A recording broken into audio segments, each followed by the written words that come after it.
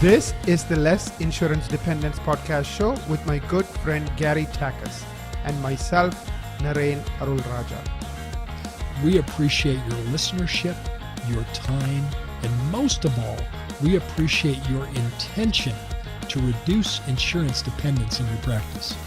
Our goal is to provide information that will help you successfully reduce insurance dependence and convert your practice into a thriving and profitable dental practice that provides you with personal, professional, and financial satisfaction.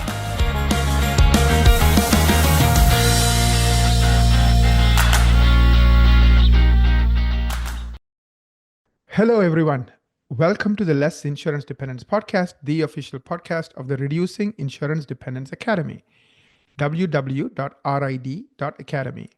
Membership to the Academy is a gift from Gary and I in appreciation for your listenership.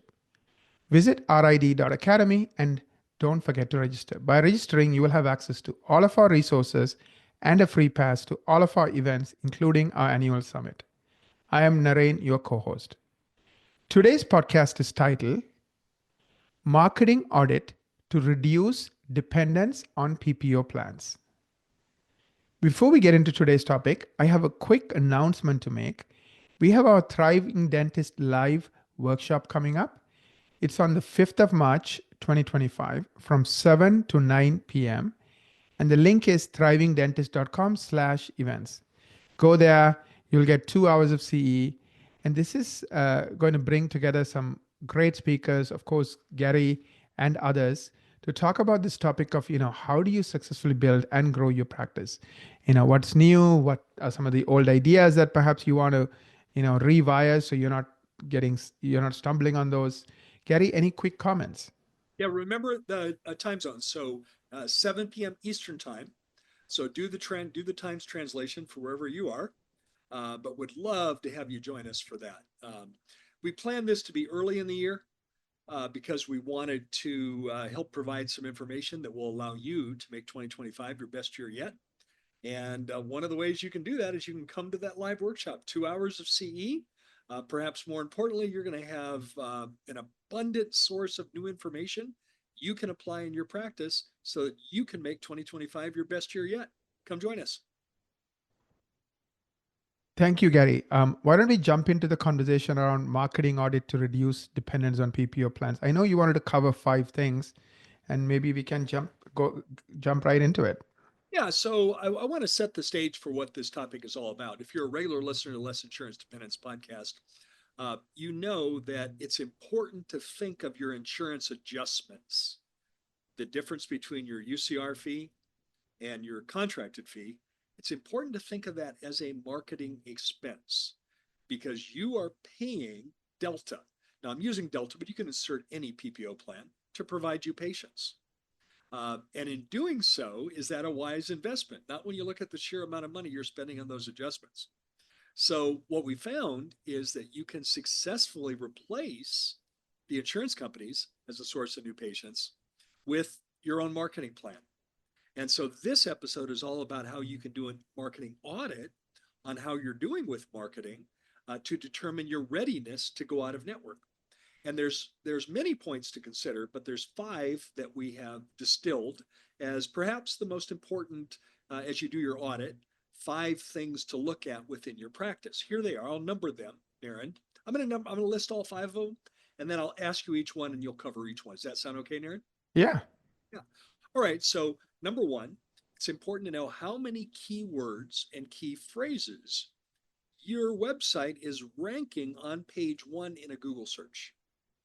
Number 2, your NAP, N-A-P, consistency score. NAP is an acronym. Google loves acronyms. NAP is an acronym. N-A-P stands for name, address, phone. Naren's going to decipher all of that for you and why it's so important. Number 3, your Google Lighthouse score. Every one of the pages on your website has a Google Lighthouse score. The higher the score, the more likely you are to get ranked on page 1. The lower the score, the less likely you are. Number 4, Google EAT. And I guess I should say EAT because it's E-E-A-T. And it's another acronym Google uses. Essentially, it stands for expertise, authority, and trust. Actually, what's the first E? It's actually, they added a new one, experience. Oh, experience, expertise, authority, and trust. And actually they call it uh, authoritativeness and trustworthiness. Oh, so authoritativeness and trustworthiness. Yes. All right. Naren will decipher that for you. And number 5, Google review velocity. That's one of my favorites, but Naren will share what that's all about. So now let's take it away. Let's start with number 1. It's important to know how many keywords and key phrases your website is ranking on page 1 in a Google search. Share Yeah, I your want to information about that. absolutely, Gary. I want to piggyback on what you said, right? PPO plans are sending you patients. So technically, the adjustments, which is the difference between your UCR fee and what you actually end up getting from the insurance company, is a marketing expense. And we know typically a patient who stays for 5 years, let's say you collect $5,000 from the insurance company over those 5 years, and these patients typically will only have it done if it's covered by insurance. So really you're doing $7,500 worth of dentistry and insurance company gives you $5,000. So the cost of acquiring the client for you is $2,500, right? That's important. Now, if you are in the top 5% of Google SEO, you will spend $60, $100 per new patient versus $2,500. Why?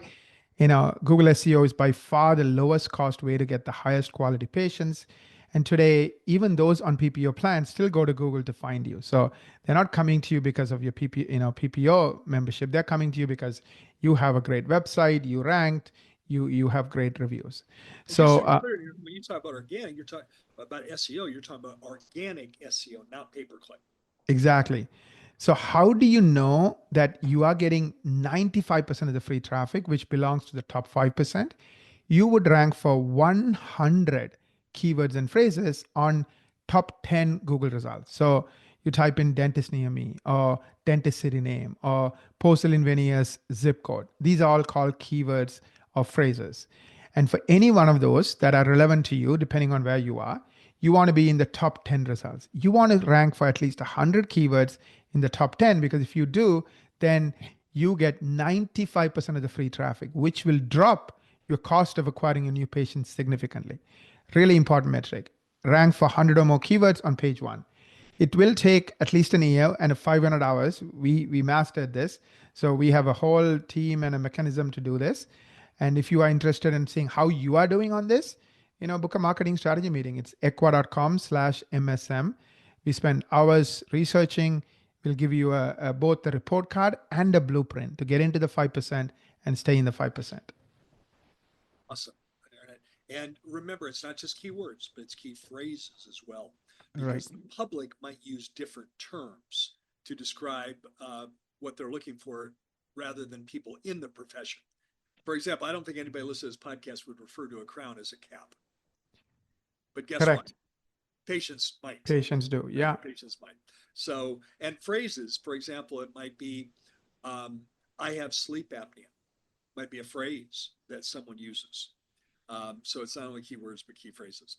Now, the second criteria that you can evaluate on your readiness to resign from PPO plans is your NAP consistency score. Take it away.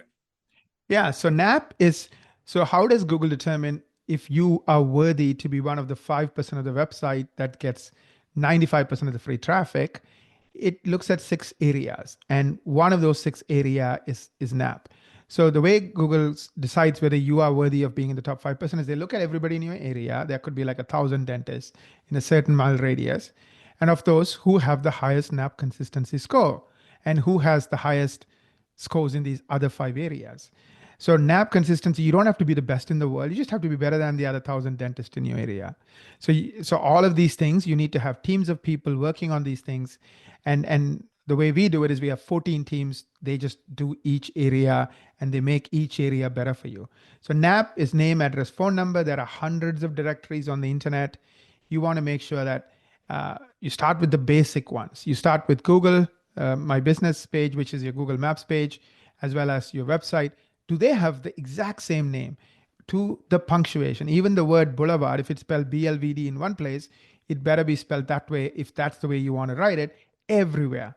So do they have consistent name consistent address, whether it's BLBD or Life Smiles. If you write life and smiles as 2 words, then you have to write it as 2 words everywhere.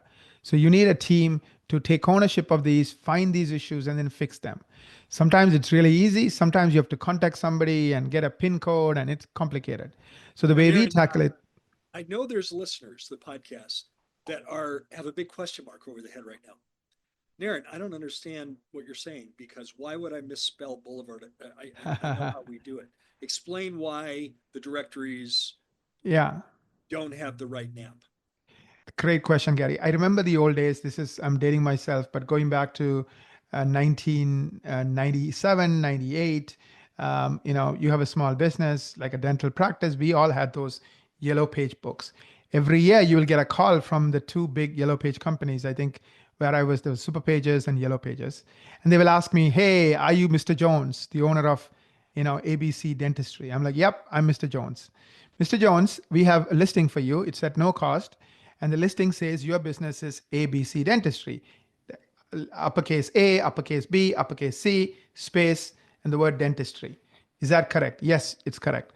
The address we have is 223 North Western Street, and street is spelled ST dot, etc. They are physically confirming it with you. You are like, yes, thank you, Mr. Jones. Really appreciate it. We just want to make sure we have the correct information, right? And they hang up the phone. Then there are ads people call you, try to sell ads, because they'll say, well, you're listed in the directory, but nobody's going to see you because there are 1,000 people like you. So you want a half page ad. But that's their business model. Because there was a monopoly, right? Usually 1 or 2 companies pretty much were the only game in town. They could afford to have this gentleman or this team of people calling you, verifying your name and address. Now, the business has been disrupted. Google came and it did a number on them. Yellow Pages dead. Super Pages are dead. All these local businesses, who made money by being the gatekeeper between the consumer and you, are gone. Magazines are half dead. Radios are half dead. Newspapers are half dead, right? So what's happening is all these people who were the yellowpages.com and now many others have said, how do we make money on the internet? The way we make money is we build massive databases of millions of businesses, because we know somebody's going to type your business name. And somehow if that guy lands on my page looking for your business, I will sell them ads to some other business so that I now turn that traffic into money. They don't make money from you because you have a free listing. So they have no motivation to pick up the phone and call you. And because there are hundreds of them, you're also not going to advertise with each one of those hundreds of websites. So you don't even bother talking to them. Maybe there are a few crazy people who would advertise with them, but 99% of the people are not. So they have no motivation to call and confirm the information. So what they do is they go and scrape the internet. They go to the internet and look for, all directories. They go pay somebody $100 and buy a list of every website or every business in town. There are all these information resellers. They don't check with you if your information is correct, if the name is spelled correctly. Like, for example, you move from one practice to the other. They don't check that who you are associated with is different.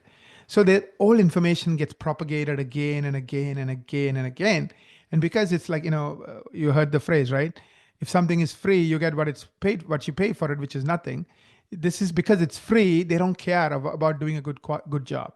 So you have to fight against this thing called the internet and these hundreds of businesses who have no interest in providing the correct information. So you have to look for it. You have to have people contacting them. Of course, legally, if you contact them and say, hey, you have incorrect information, they have to change it. But they could take 3 months and they could make your life hell. But they don't care, right? I mean, there's no law that says, if you don't do this in 2 days, we will sue you, because it's a free service. So the way we handle it is we have teams, experts. They know how to deal with Yelp, for example. It's our own beast. They know how to deal with City Search, for example. So they know how to deal with these companies. They know how to fix them. And then it's never done, because just because you fixed an issue doesn't mean it's gone forever. Automatically, they do an automatic update and the old issue comes back. Thank you, Naren. That explains it. Hopefully our listeners have a better understanding of how that happens. All right, number 3, your Google Lighthouse score. What's that about? Yeah, so NAP is what's happening on the internet about, and what the internet is telling about you, right? Your listings, your information, is it consistent? And Google Lighthouse score is all about what's happening on your website. Let's say you want to rank for more keywords, you would be adding more articles or more content. Each content is targeting, or each article is targeting a new set of keyword or keyword phrases.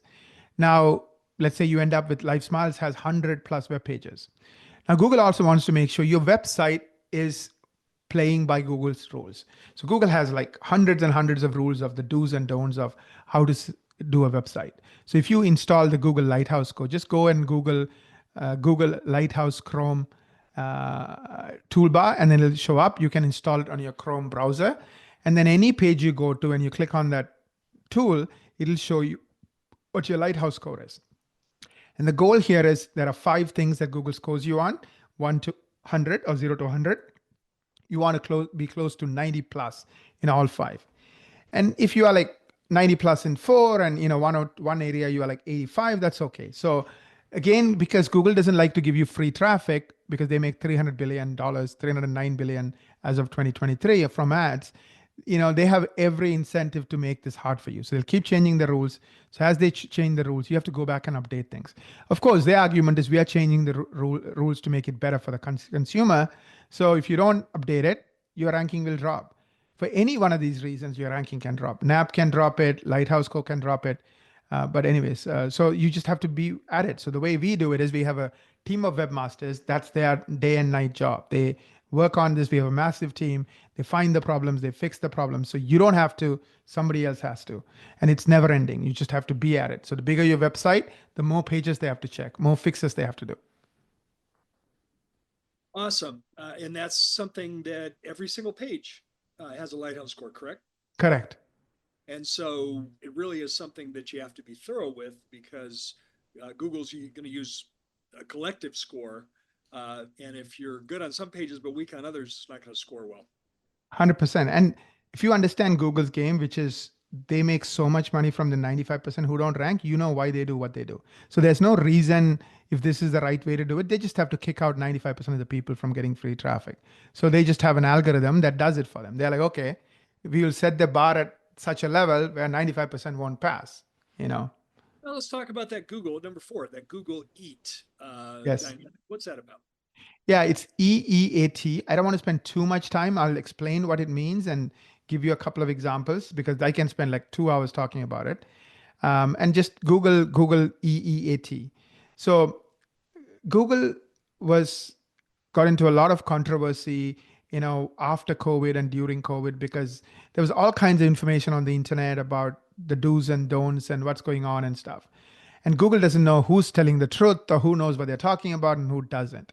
And Google obviously is smart. They're like, okay, I don't want to be the arbiter of truth, but I'm going to depend on certain attributes about the author to decide which results I show at the top and which results I move down.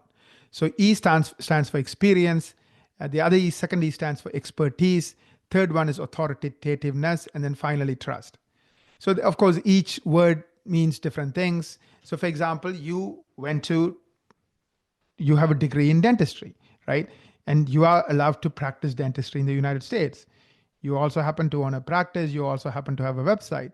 If Google knows you have a degree from the United States and you own a practice in the United States, Google knows you are somebody who is qualified to talk about dentistry. So if somebody says, how come this information is wrong? Google is like, it's not my problem. He's a dentist. He's board certified.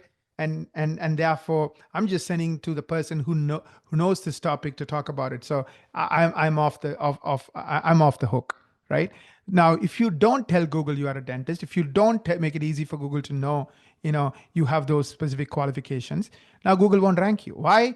Why would they rank Joe Smith, who didn't go to dental school and he's like talking like he knows dentistry and how dentistry works? They won't do it. They don't want to be, liable for ranking somebody. Now, you could be a dentist, but if you don't include your, credentials the proper way, you still won't rank. So again, this is something you need to pay attention to. And even within dentists, they know some are considered authorities and some are not. So if you have videos where you are talking in front of your peers or in front of the public, you should share it. Any kind of video content, Google believes positions you as an authority because Google can see how many people are watching it and so forth. So the more video content you have where you are in front of the mic, that's again a good thing. I can spend hours on this. So you need to have a team that knows what they're talking about or they're doing to embed these elements into your website. Trustworthiness.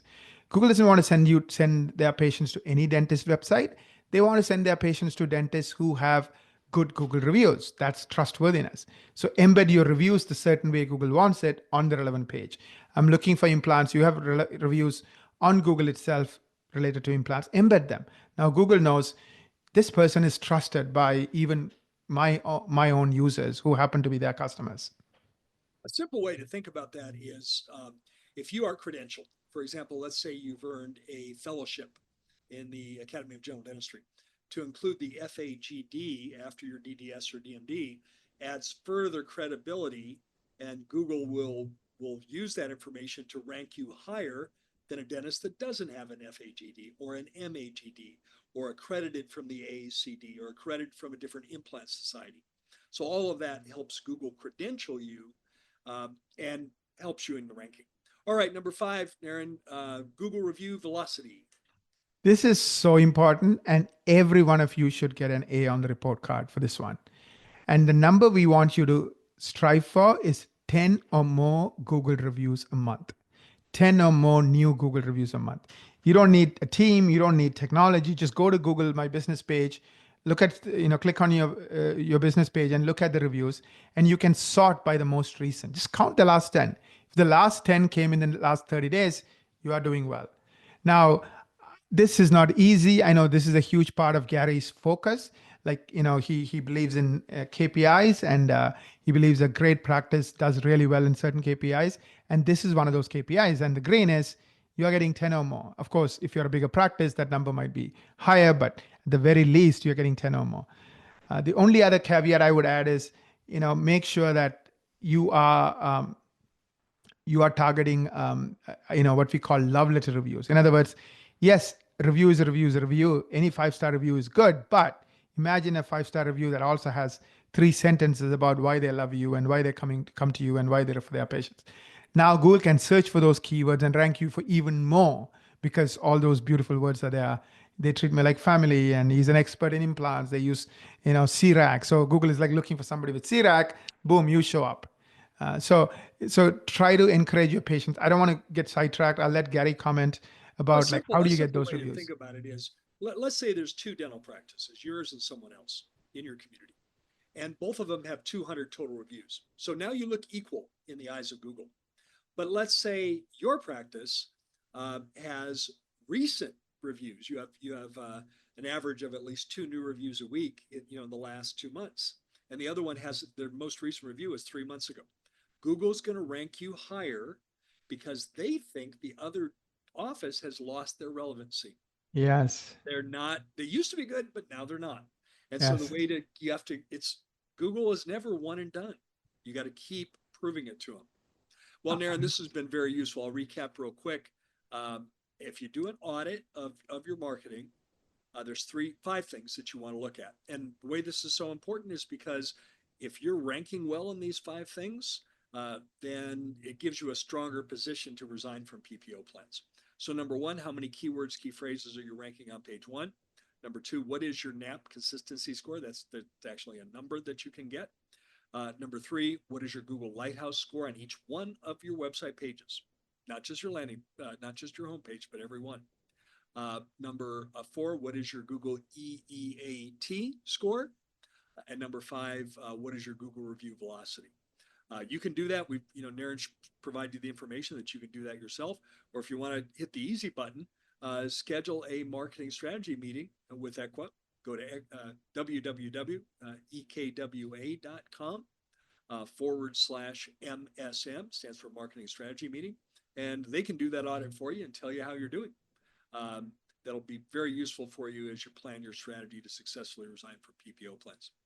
All right, this has been great, Naren. Thank you. And I want to take a minute and thank all of our listeners. Bring it back full circle to the top. Come join us on March 5th for our Thriving Dentist Live workshop, 7 p.m. Eastern Time, 2 hours of CE with lots of useful information that'll help you make 2025 your best year yet. Thanks so much.